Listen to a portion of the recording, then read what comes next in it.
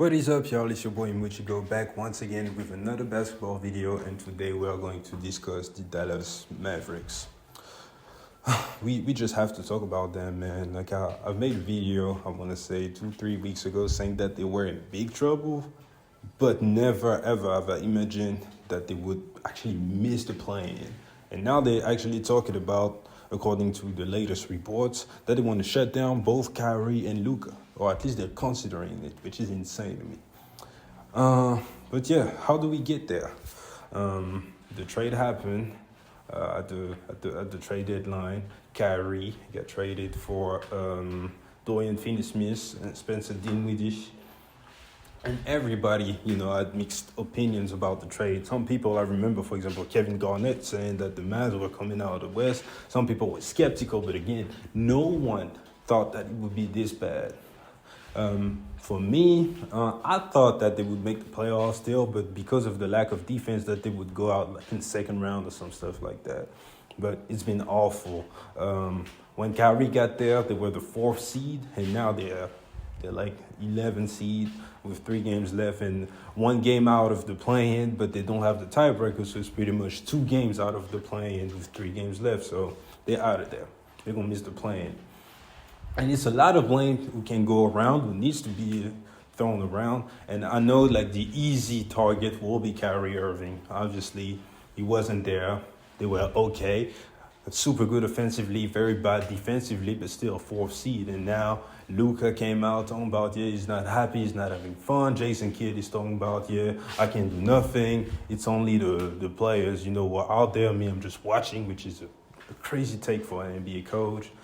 Kyrie is heckling the fans, like it's just a mess. And while I do believe that Kyrie has been the problem in a lot of situations in the past, especially in Brooklyn, he just fucked up the whole team, the whole franchise, if you ask me. He's not the one to blame here. He gets the least part of the blame here. Ever since he got here, he's been doing what you expected from Kyrie Irving. Balling, putting around 25% on 50, damn near 40, 90. And that's all you ask. When you could trade it for Kyrie, you knew he wasn't going to play defense. He's not playing defense. You knew he would score. He's scoring. You knew he would lead them in the 4th quarter. He's been doing that. So no blame for me for Kyrie. Like when they constructed the roster, this is what they wanted. Then they got exactly what they wanted. So who gets the biggest part of the blame? It's obviously, for me, Mark Cuban. And we need to hold him accountable because ever since that Dirk Nowitzki championship, he's never actually, in my opinion, been able to build a roster that made sense. And that was now 12 years ago. So I know it was a great accomplishment and everything, but everybody got to be held accountable. 12 years without a great roster is just unacceptable. If you look at what the Lakers were doing, they won the chip in 2020, and when they were a mess for 2 years, everybody was calling for Rob Pelinka's head. So we need to keep the same energy for Mark Cuban.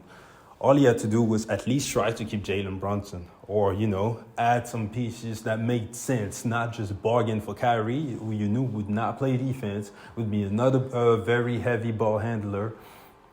And he might leave in the summer. And if he leaves, you traded away 2 very valuable 3-and-D guys. One valuable 3-and-D guy and, Spencer Dinwiddie was very competent in this league for nothing. And now Luka is even unhappier, so Mark Cuban, you get like 55 to 60% of the blame. Then it's Jason Kidd. The only reason Jason Kidd does not get the biggest amount of the blame is because last season he was able to coach them to the conference finals. So he proved his worth last season, but unfortunately for the right or wrong reasons, I do not know, his voice just does not reach the guys anymore. Because I know they're not the same team as last year, but there's no reason for them to go from like a top 5 defensive team in the whole league, even with Luka, who does not play any defense, to one of the worst defenses of all time. And that's even before the trade. They were already on pace to be awful, and now obviously since the trade, they can't guard anything. And so yeah, he gets like 20%, so now we at like 70. 20% got to go to Luka, man. My thing about him, he's great, obviously, top 6 to arguably top 3 player in the league. But you got to set a good culture if you're a leader, man.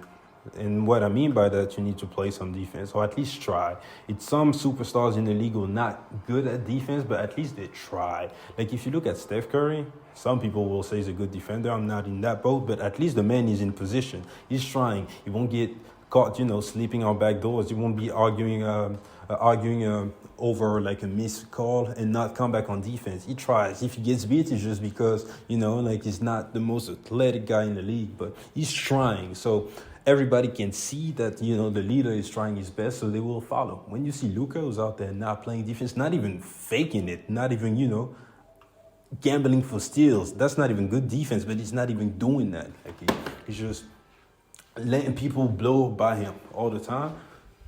No wonder nobody will play defense. So you have that. Ever since Kyrie got here, he's been very, very, very up and down when it comes to the shooting. And now he's talking about he's unhappy and everything. It's just bad signals all around, man. So as a leader, you need to be able to set the right culture for your team. And everybody was questioning whether Luka would be able to function with, for the first time, a superstar that's at least in his realm when it comes to basketball skills. And he has not been able to do it, which is actually surprising, if you ask me, and disappointing. So it's not the end of the world. He may come back next season with Kyrie, if Kyrie stays and everything goes right, at least chemistry-wise. But yeah, it's definitely a slight on Luka's game. He's not perfect. And the last 10% we'll give to Kyrie just because, you're still a top 15 to top 20 player, so you have to be back winning in some ways. And since LeBron James has never been able to do that. And that's not hate on Kyrie, that's just a fact. So anyways, that's it for this video, man. Tell me what you think is next for the Mavs. Do you agree with what I had to say? If not, please get in the comment section and let me know also. And I'll catch you guys later. Peace.